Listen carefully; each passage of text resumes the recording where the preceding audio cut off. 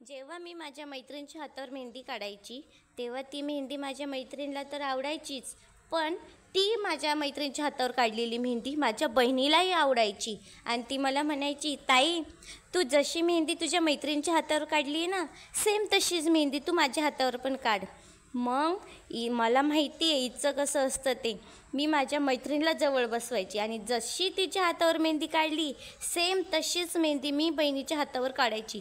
पण मेहंदी काढायला सुरुवात केली, एखादा फूल काढलं की आपलं सुरू झालं, ताई हा फूल नीट नाही आला, हा नीट काढ, हा एलिमेंट नीट नाही आला, हा नीट काढ.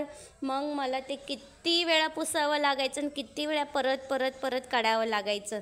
आणि तरीही इतकी चांगली मेहंदी काढली तरी तिला कधीच ती मेहंदी आवडायची नाही.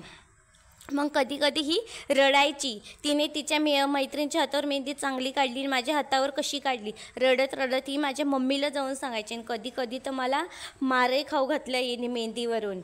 मग हिच्या लग्नात मी तर मात्र कोसू दूर होते.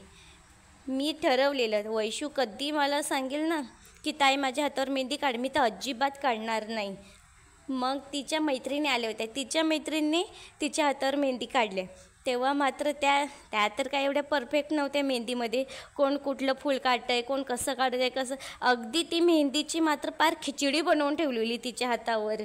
मी बघूनच मनातल्या मनात खुश होत होती, वा हिला अशीच मेहंदी पाहिजे होती. म्हणून मलाच माझ्या मेहंदीमध्ये चुका काढायची.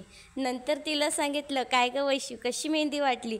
ती म्हणायची, ताई मला तर रडायलाच येते मेहंदीला बघून, पण काय करू मी बोलू शकत नाही.